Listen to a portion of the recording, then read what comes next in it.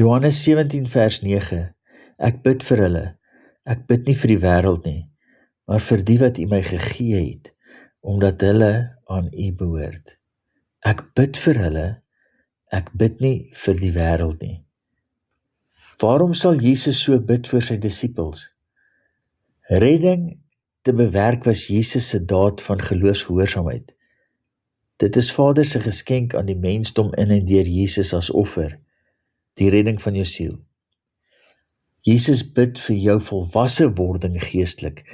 Wanneer jou bewussyn die prys van die reddingsdaad begryp, die kosbaarheid van die rein liefde daarin, wel vriend, dan besef mens eers hoe belangrik is die stryd van jou geestelike bewussyn se ontwaking uit die slaap van die dood.